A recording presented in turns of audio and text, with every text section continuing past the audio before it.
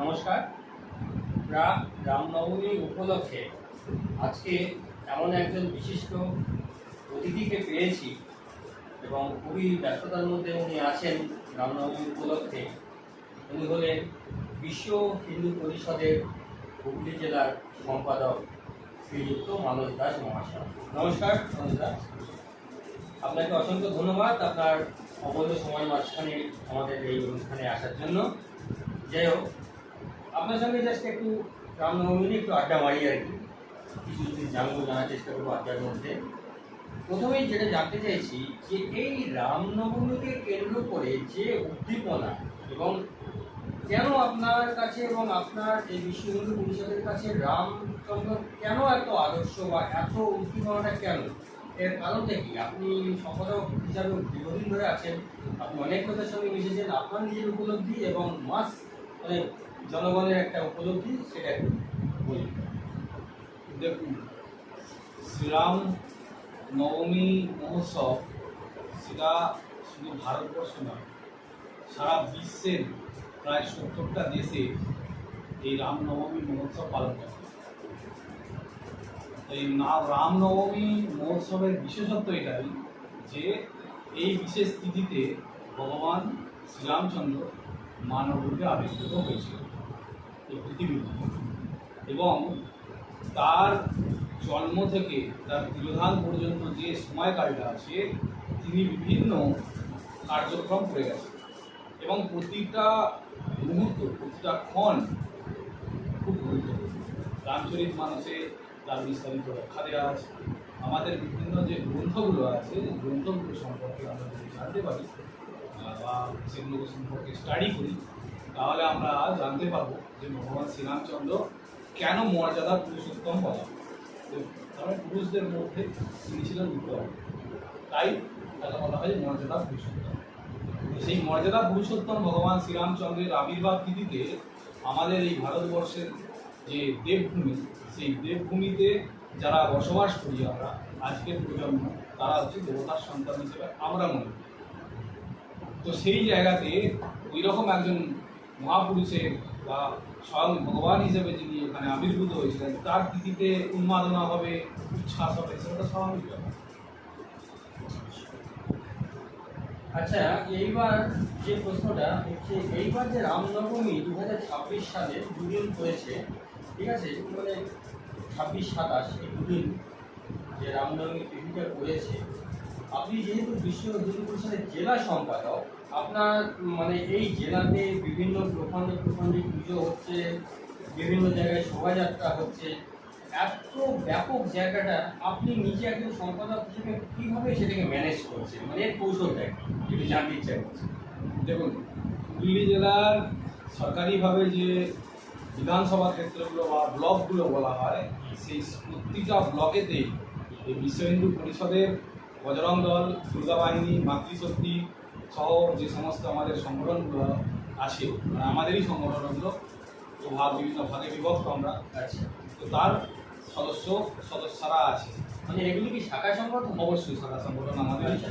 হ্যাঁ, তো সেই বিভিন্ন বিভাগ আছে আচ্ছা, সাংগঠনিক ভাষায়। আচ্ছা, তো সেই বিভাগের যে সমস্ত কার্যকর্তা কার্যকর্তীরা আছেন, ওনারা আমাদের এই রাম জন্মভূমির যে ভাবনা, সেই ভাবনাকে রামনবমীর যে উচ্ছ্বাস, সেটাকে নিয়ে তারা পালন করছেন, এবং সাংগঠনিকভাবে আমরা বছরের পর বছর এটা কিন্তু করে আসছি। এটা কিন্তু নতুন কিছু নয়, এবং যত দিন যাচ্ছে সেটা তার ব্যাপকতা আরও বাড়ছে। আচ্ছা, মানে এখানে আরেকটা জিনিস যেটা থেকে আমি জানতে চাইবো যে দুদিন ধরে যেখানে হয়েছে আপনার বিভিন্ন প্রখণ্ড বা বিধানসভা কেন্দ্রে যে এখানে যেখানে রামচন্দ্রের পুজো হচ্ছে, ঠিক আছে, কোনো কোনো জায়গায় হয়তো 26 তারিখ হবে, কোনো কোনো জায়গায় হয়তো 27 তারিখ হবে, আপনি এই মানে জায়গায় যাচ্ছেন এবার? মানে আপনি তো পুরো জেলার দায়িত্বে আছেন। দেখুন, আমাদের জেলার আমি সাধারণ সম্পাদক আছি, আমাদের সভাপতি আছেন, সহসভাপতি আছেন, আমাদের সম্পাদক ছাড়াও সহ সম্পাদকরা আছেন, আমাদের বিভিন্ন আয়াম আছে, যে ভাগ সংগঠনের যে ভাগের বিভিন্ন দায়িত্বে যারা আছেন তারা আছেন। আমরা নিজেদের মধ্যে ঠিক করে নিয়েছি যে কে কোন ব্লক বা বিধানসভা বলি সেগুলোর দায়িত্ব কার কার কাছে আছে সেগুলো আমাদের একটা তালিকা তৈরি করা হচ্ছে। হুম। সেই অনুযায়ী আমাদের এই রামনবমীর যে কর্মসূচি, একটা হচ্ছে পূজা পর্ব এবং আর একটা হচ্ছে শোভাযাত্রা।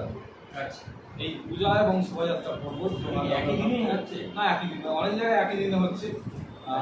অনেক জায়গাতে আমরা 29 তারিখ করছি, কেউ কেউ আবার আমাদের হনুমান জন্ম জয়ন্তী যে আছে হ্যাঁ। সেখানে সেই সময় একসঙ্গে শোভাযাত্রা করছি। আচ্ছা আচ্ছা আচ্ছা আচ্ছা। আপনি নিজে ব্যক্তিগতভাবে মানে কোন কোন জায়গায় আপনাকে পাওয়া যেতে পারে সেই পুজোতে এবং শোভাযাত্রা উপলক্ষে? দেখুন, আমাকে পাওয়া যেতে পারে মানে আমরা টোটাল 10টা বিধানসভা আছে। 10টা বিধানসভার মধ্যে আমরা উত্তরপাড়ায়, চুঁচুড়া, সারাপুলি, চন্দননগর, এগুলো বেশি পরিমাণে মানুষের ঢল নামবে এবং সেখানে তার ব্যাপকতা বাড়বে। যার ফলে আমাদের কার্যকর্তাদের একটা বড় অংশের মধ্যে আমি যাবো, আমাকে দিতে হবে, সভাপতিদের দিতে হবে, অন্যান্য কার্যকর্তা আছে, সবাই গুরুত্বপূর্ণ। আমাদের এখানে যে কজন কার্যকর্তারা আছেন তারা প্রত্যেকেই রামনবমীর যে এই পূজা এবং তার শোভাযাত্রা এইটাতে সবাই বিশেষ একজন আমি শুধু না। হ্যাঁ হ্যাঁ, সেটা বুঝতে পেরেছি। তবু আমি থাকবো অবশ্যই। আমরা সারাপুলি, চন্দননগর, চুঁচুড়া, ব্যান্ডেল, হ্যাঁ আমার। আচ্ছা আচ্ছা, আরেকটা যে জিনিস মানে জানতে চাইছি, এখন বর্তমানে যেমন দেখি জেনজি একটা কথা খুব চালু হয়ে গেছে সারা বিশ্বব্যাপী, এবং জেনজিদেরকে দিয়ে বিভিন্ন পরাশক্তিগুলো একটা অপকর্ম করাচ্ছে। কিন্তু আমাদের এখানে ভারতবর্ষে দেখা যাচ্ছে জেনজির একটা ধর্মপ্রবণ হয়ে গেছে, এবং ধর্মমত আমাদের বিশ্ব হিন্দু পরিষদে একটা অগ্রণী ভূমিকা পালন করেছে। এর ম্যাজিকটা কি বলুন তো? দেখুন, বিশ্ব হিন্দু পরিষদের ভাবনা, বিশ্ব হিন্দু পরিষদ নামটার মধ্যেই তো আপনি বুঝতে পারছেন কি আছে। বিশ্বের হিন্দুদের একটা সংগঠন। সেখানে পার্টিকুলার বলা হচ্ছে না যে হিন্দুদের মধ্যে কোনো ডিভাইডেশন আমাদের মধ্যে নেই। হ্যাঁ, কারণ আমাদের ধর্মীয় সংগঠন, আমাদের যে ভাবনা, সেখানে আমরা বলেছি যে হিন্দু সদরা সর্বে নয় হিন্দু প্রকৃতভাবে ক্রম দীক্ষা হিন্দু রক্ষা মহামন্ত্র সমারোহ, এটাই আমাদের মূল মন্ত্র। বলে সকল হিন্দু আমার ভাই ভাবুন, আমরা হিন্দু কখনো আমরা পতিত হতে পারি না। আমাদের দীক্ষাই হলো হিন্দু সমাজকে রক্ষা করা, সমরতাই আমাদের মূল বিষয়, এটাই আমাদের মূল বিষয়, এটা নিয়ে আমরা চলি। অতএব সেখানে আমরা যা কিছু বলবো সমস্তটা হিন্দু সমাজের জন্য বলবো, হিন্দু সমাজের মা বোনকে রক্ষা করার জন্য বলবো, সেবা সুরক্ষা সংস্কারের ভাবনা নিয়ে বলবো, এবং আমরা উঁচু নিচু ভেদাভেদ বলে সকল হিন্দু সমাজ একত্রিতভাবে এক পথে চলবো, একসাথে খাবো, এই ভাবনা নিয়ে আমরা চলি। কারণ আমরা ধর্মীয় ভাবনায় আমরা মনে করি যে আমাদের যে সমস্ত ধর্মীয় মন্দিরগুলো হয় সেখানে যখন মায়ের প্রসাদ হয়, সেই প্রসাদে কিন্তু বলে না যে ওকে দেওয়া যাবে ওকে দেওয়া যাবে না, মা কিন্তু একার নয়। রামকৃষ্ণদেবেরই কথা ছিলেন, মায়ের ভাবনা মা কিন্তু একা, ওদের তেমনি ভগবান কখনো একা নয়, ভগবান হচ্ছেন সবার। অতএব আমাদের এই যে জাগরণ তৈরি হয়েছে, এই জাগরণ সমগ্র ভারতবর্ষ নয়, শুধু ভারতবর্ষের বিশ্বের প্রতিটা কোনায় কোনায় পৌঁছে। এই জয় শ্রীরামের ধ্বনি, এই জয় শ্রীরামের ভাবনা, এই জয় শ্রীরাম বলা মানেই একটা শরীরের মধ্যে পবিত্রতা জাগরণ। মানে আমাদের এই বিশ্ব হিন্দু পরিষদের হুগলি জেলার সম্পাদক দাদার মুখ থেকে মানে একটা কথা শুনছি এবং খুবই রোমাঞ্চিত হচ্ছি। আসল কথা আপনাদেরও হয়তো খুবই ভালো লাগছে। আমি আরেকটা জিনিস দাদা আপনার কাছে একটা জিনিস জানতে চাইছি, বিভিন্ন প্রখণ্ড, বিভিন্ন জায়গায় বিভিন্ন শোভাযাত্রা, কিছু দুর্বৃত্তের কাছে রামচন্দ্রকে নিয়ে উল্টোপাল্টা প্রচার করা, তাদের শোভাযাত্রায় আক্রমণ করা, এরকম অপকর্ম তারা করতে থাকে।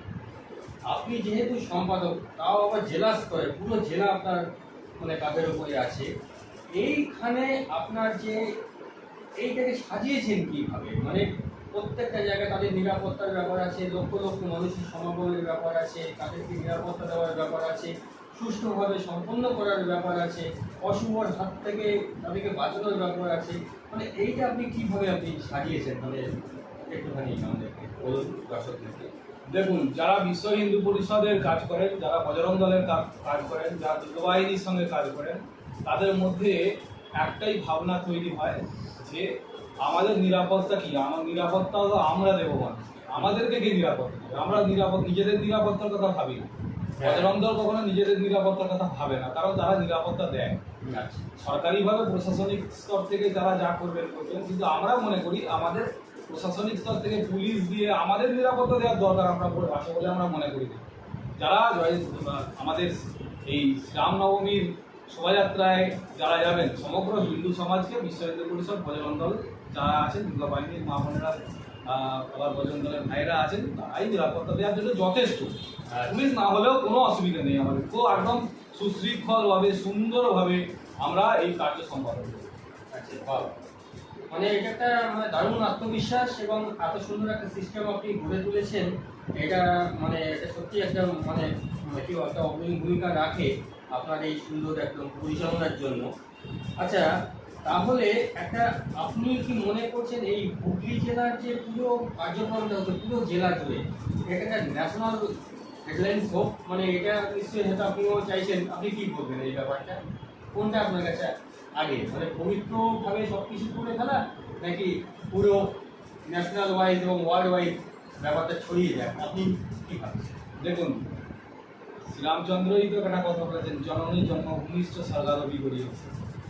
একদম। এই কথা তো উনি বলেছেন, যেখানে আমি জন্মেছি সেটা আমার স্বর্গের থেকেও প্রিয়। এই কথা তো ভগবান শ্রীরামচন্দ্রই বলেছেন। অতএব আমাদের সবসময় মনে হবে, আমি হুগলি জেলার মাটিতে জন্মেছি, হুগলি জেলার মাটিতেই আমার কর্ম, আমার মৃত্যুও হবে আমি হুগলি জেলার মাটিতেই, আমি চাইব ভগবানের কাছে।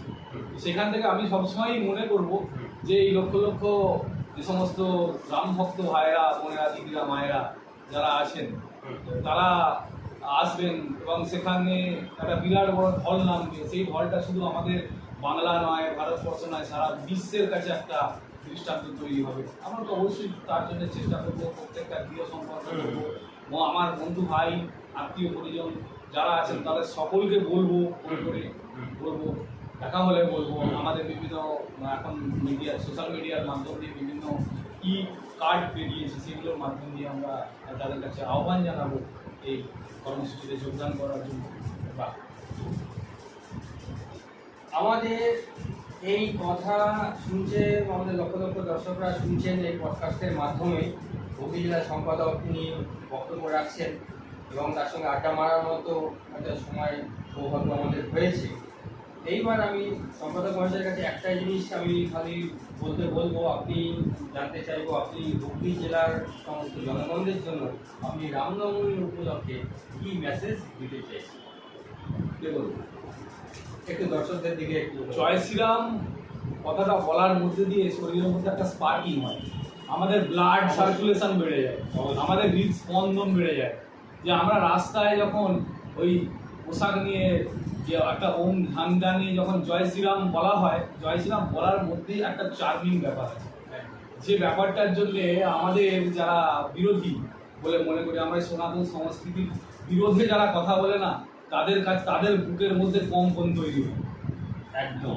আর সেখানে কোটি কোটি মানুষ, সারা ভারতবর্ষ, সারা বিশ্বের কোটি কোটি মানুষ যখন একসঙ্গে একই দিনে একই সময়ে যখন জয় শ্রীরাম কথাটা বলে, তখন এই বিশ্ব ব্রহ্মাণ্ডের মধ্যে তার একটা তরঙ্গ তৈরি হয়। সেটা তাহলে সেই তরঙ্গের তালে তালে মিলিয়ে আমাদের যে সমস্ত হুগলি জেলার দাদা ভাই, মা ও বোনেরা আছেন, আমি তাদের কাছে আহ্বান করব যে এই পবিত্র ধ্বনি আপনারা নিজেরা উচ্চারণ করুন, তার মধ্যে নিজেদের শরীরের পবিত্রতা তৈরি করুন এবং আমাদের এই জন্ম জন্মান্তরের যে কুকর্ম আছে সেই কুকর্ম থেকে সুকর্মের জায়গায় নিয়ে আসার জন্য এই রামনবমীর শোভাযাত্রায় একদম সপরিবারে যুক্ত হন। আমরা আহ্বান জানাচ্ছি হুগলি জেলার বিশ্ব হিন্দু পরিষদের সম্পাদক হিসেবে। যাই হোক, অসংখ্য ধন্যবাদ দাদা, আপনার অমূল্য সময়ের মধ্যে কিছুটা সময় আমাদেরকে দেওয়ার জন্য আপনাকে অসংখ্য ধন্যবাদ। আশা করি আগামী দিনে এরকম আমাদের পবিত্র অনুষ্ঠানে আপনাকে ডাকলে পাবো, এই আশা রাখছি। যাই হোক, আজকে সবার শেষে জয় শ্রীরাম বলে আমাদের অনুষ্ঠান এখানে শেষ করে, জয় শ্রীরাম।